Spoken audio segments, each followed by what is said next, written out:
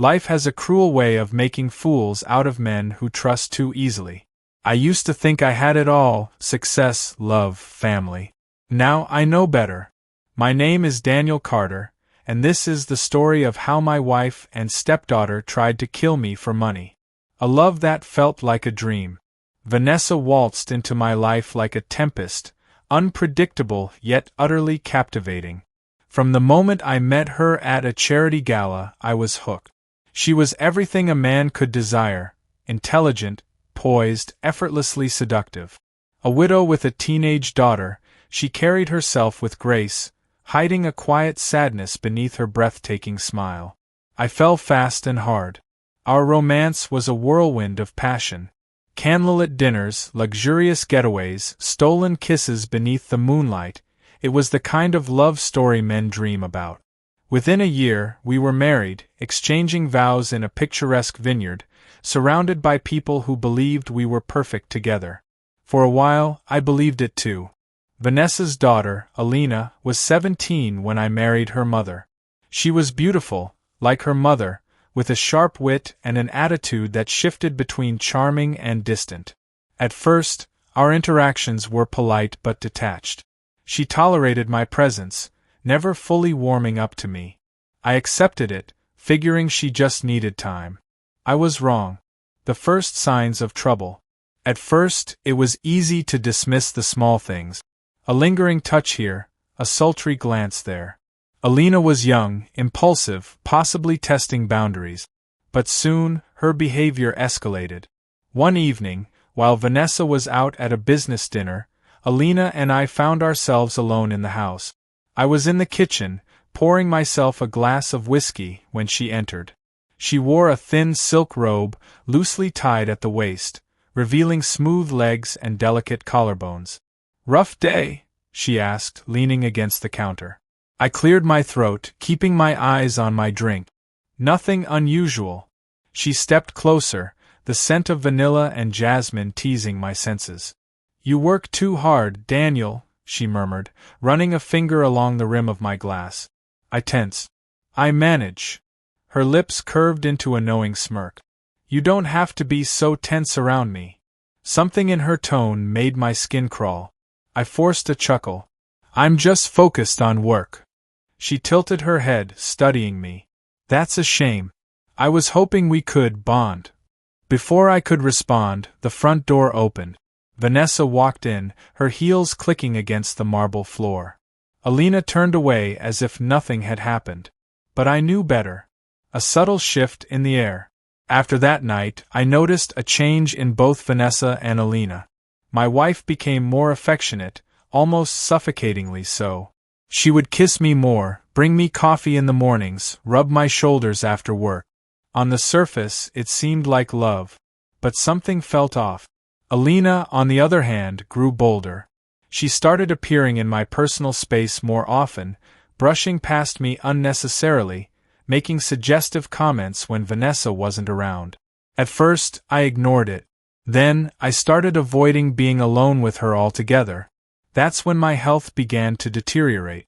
I started experiencing frequent dizziness, weakness, and an unexplained sense of exhaustion.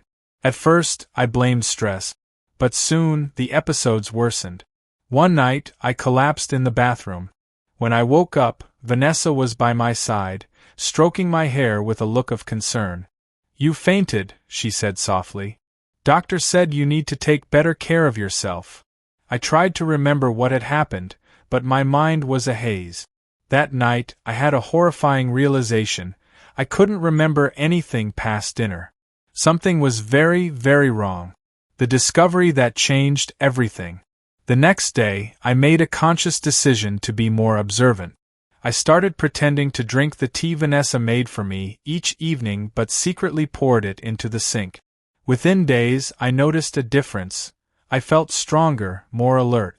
That's when I knew. They were poisoning me. Panic clawed at my chest, but I forced myself to stay calm. I needed proof.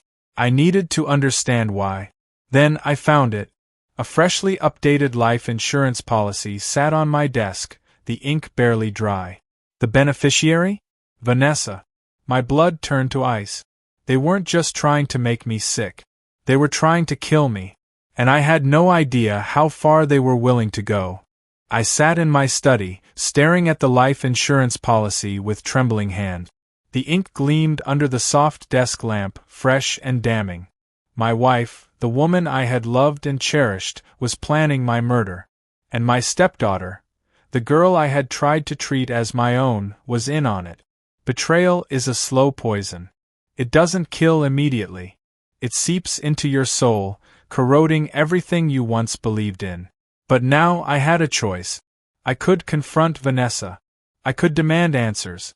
I could scream, rage, demand to know why. Or I could play along and catch them in the act. I chose the latter. The game begins. That night, I returned to the dinner table, pretending nothing had changed. Vanessa smiled as she placed a steaming cup of tea before me. "You need to relax, love," she cooed. "It's chamomile. Good for the nerves." I forced a smile. "Thanks, darling." She watched closely as I lifted the cup to my lip. At the last moment, I, accidentally, knocked it over, spilling the liquid across the table. "Damn," I muttered. "I'm so clumsy lately." Vanessa's smile faltered for a fraction of a second before she recovered. "I'll make you another one." I waved her off. "No need. I'll just have water." A muscle ticked in her jaw, but she said nothing. Across the table, Alina smirked. That was the moment I knew. Vanessa was the mastermind, but Alina? She enjoyed the game. I had to turn the tables before they got impatient. A seductive trap. I started doing something I never thought I would, flirting back. It started small. A lingering look at Alina. A smirk when she made an inappropriate comment. A playful brush of my hand against hers when passing a dish at dinner. She noticed. And she liked it. One evening, when Vanessa had left for a meeting, Alina cornered me again. "I see the way you look at me," she whispered, running a finger down my arm. I tensed but forced myself to stay in character. "Do you?" She pressed her body against mine, her breath warm against my neck. "You don't have to pretend anymore. We both know Mom is just a means to an end." My stomach churned. "Oh!" Her lips curled into a devious grin. "You're smart. You must have figured it out by now. She doesn't love you, Daniel. She never did." I clenched my fist. "Then what does she want?" She giggled, twirling a lock of hair around her finger. "Your money. Your life insurance. All of it." I swallowed my rage, forcing a chuckle. "And what do you want, Alina?" She leaned closer, her lips almost brushing mine. "I want something better. Someone better." I gripped her chin, tilting her face toward mine. "And what about your mother?" She rolled her eyes.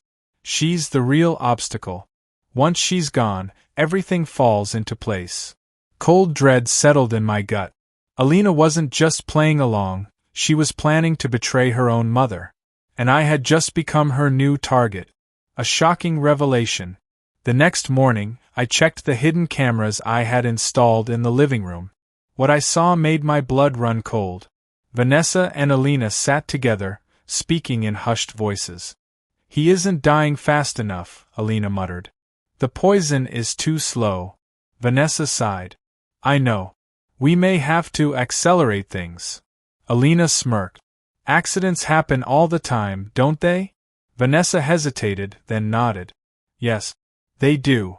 I exhaled sharply, my heart pounding. They were done waiting.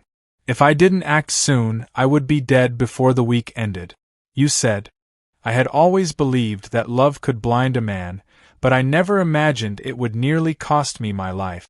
Watching the hidden camera footage, my breath turned shallow as I realized the full extent of their plan. They were done waiting. They wanted me dead now. I clenched my fists, forcing myself to stay calm. The next move had to be mine. Luring the predators into their own trap. I spent the next day acting as if nothing had changed. Over breakfast, Vanessa pressed a kiss to my temple, her fingers tracing my wrist as she set my coffee in front of me. "Drink up," she said sweetly. I smiled. "Of course, darling." Lifting the cup, I let the steaming liquid touch my lips but didn't swallow. Instead, I set it down with a sigh. Feeling off again? Vanessa asked, her voice thick with fake concern. I nodded. Yeah. I think I need some fresh air. That was the first time I saw true frustration flicker in her eyes. Across the table, Alina tapped her nails against the glass, watching me carefully. I met her gaze, giving her a slow, knowing smirk. Her pupils dilated. She thought she had me wrapped around her finger. She had no idea. That evening, I made my move. I waited until Vanessa left for another one of her meetings, before approaching Alina. She was lounging on the couch, flipping through her phone, wearing nothing but a silk robe that barely covered her. Alina, I murmured, sitting beside her. She glanced up, a slow, sultry smile curving her lips. Daniel. I trailed my fingers along her wrist. I've been thinking about what you said. Her smile widened. Oh. I leaned in, close enough for her breath to hitch. You were right. Your mother, she doesn't love me. Her eyes gleamed with triumph. I knew you'd see it eventually. I chuckled. But what about you? Can I trust you, Alina? She tilted her head. Trust is a funny thing, isn't it? I caught her wrist, squeezing just enough to make her pulse race. If we're going to do this, if we're going to get rid of her, I need to know you won't betray me. Her breath hitched. I wouldn't. I searched her eyes, pretending to hesitate. Then prove it. She bit her lip, excitement dancing across her features. How? I leaned in, brushing my lips near her ear. Tell me everything. The confession that sealed their fate.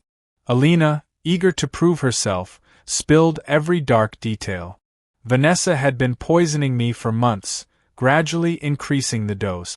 The goal was to make my death look natural. But when that wasn't working fast enough, they started discussing accident. A fall down the stairs. A car malfunction. Even drowning me in the bathtub. But the worst part? Alina wanted me to kill Vanessa. She wanted her mother gone so she could have everything. My wealth, my power, me. Disgust coiled in my gut, but I forced a smirk. That's good to know. She grinned, thinking she had me wrapped around her little finger. But I wasn't the one trap. She was. The perfect setup. That night, while Vanessa was out, I took Alina's phone and sent a message to her mother. We need to speed things up. He's getting suspicious. We should finish it tonight. I erased the message from Alina's chat history and waited. An hour later, Vanessa returned, her face tight with determination. We need to talk. I played dumb. Oh. She exhaled sharply. I know this is sudden, but I think we should take a little trip. Just the two of us. Maybe somewhere secluded. I smirked. That sounds perfect. She had no idea I had already called the police. No idea that her own daughter had confessed to everything. No idea that this was the last night she would ever walk free. The night had descended, thick with the tension of what was to come. Vanessa and Alina were convinced that I was still in their web, that I was still the pawn in their dangerous game. They had no clue that the final pieces of the puzzle had already been set in motion. I had set my trap, but I wasn't going down without ensuring that they would never hurt me, or anyone else, again. The calm before the storm. Vanessa returned home late that evening, her heels clicking against the marble floor, the familiar scent of her perfume filling the house. But the smile on her face was different, strained, as if she knew something had shifted. Why don't you go get dressed? She asked, a touch too eagerly. We're going to take the night off, Daniel. A little getaway, just you and me. It's time to seal the deal. I feigned ignorance, shrugging with a sly grin. Sounds perfect. Let me just grab my things. As I turned to head upstairs, I could hear the sound of footsteps behind me. Alina had appeared in the hallway, her eyes narrowed and full of suspicion. You really think you've won, don't you? She asked coldly, her voice low and controlled. I faced her, keeping my expression neutral. Won. She's going to kill you, Alina spat. You're just a stepping stone. You'll die, and then it's all mine. I crossed the distance between us, standing inches away. You think she cares about you? You think this is about you? She froze, her breath shallow. What are you talking about? I smiled, the truth settling like a weight in my chest. I've known everything. You and your mother, your plan to kill me for the money. All of it. But I'm not the fool you think I am, Alina. Her face went pale. She opened her mouth to speak but closed it again, realizing her mistake. She had underestimated me, just as they both had. Don't worry, I whispered. It's too late to back out now. The police arrived. As the door slammed behind me, I could feel the police officers stationed outside the house, their presence a calm reassurance that the tables had now turned. But I needed to confront Vanessa before they could take action. I needed her to know that I had seen through the lies, that I had been one step ahead all along. I walked into the living room where Vanessa waited, pacing, her eyes darting nervously. Everything's ready, she said, her voice almost too sweet. We just need you to sign some documents and then we can leave. I've been planning this for months, Daniel. This is our new beginning. I nodded slowly. You've been planning for months, huh? Vanessa's eyes narrowed, the smile faltering as she saw something in my gaze. What are you talking about? I've been watching you, I said, my voice cold, cutting through the air. I know about the poisoning. I know about your little schemes with Alina. And I know you were ready to finish it tonight. But that's not going to happen. Suddenly, the sound of a knock echoed through the front door. Vanessa's face twisted in confusion. Before she could react, I turned to the door. You might want to check that. The final revelation. The police burst through the door, their uniforms like a flash of light in the darkened room. Vanessa stood frozen, her face contorting from shock to anger in an instant. What's going on here? She shouted, trying to maintain control. You're under arrest for attempted murder, one of the officers said, stepping forward, handcuffing her before she could even speak. I took a deep breath, my heart still racing, but satisfaction slowly replacing the fear that had once consumed me. It was finally over. As the officers moved to arrest Alina, who had tried to make a run for it, I turned back to Vanessa. She glared at me, fury in her eyes. You think this is over? She spat. You think you've won? You're just another pawn in a game much bigger than you. I held her gaze, the final piece of the puzzle falling into place. No, Vanessa. This is where the game ends. Her face twisted in disbelief as the officers led her away. Alina, sobbing in the background, was taken into custody as well. I watched as they were both driven away in separate cars, their plans unraveled, their ambitions shattered. A new beginning. As the dust settled and the night grew still, I stood alone in the house that had once been a symbol of my happiness. It was no longer a place of warmth or love. But it was mine, and I was free. In the days that followed, I worked to rebuild my life. I cut ties with everyone I had once trusted, knowing they had all been complicit in the deceit. My finances were carefully restructured, and the life insurance money was redirected, ensuring that nothing could be used against me. The love I once thought I had, my marriage, the family I had fought so hard for, was nothing more than a cruel illusion. But now I stood stronger, wiser, and more determined than ever to reclaim my peace. They had tried to kill me for money, but what they didn't understand was that their greed could never destroy me. I had survived, and now I was ready to live.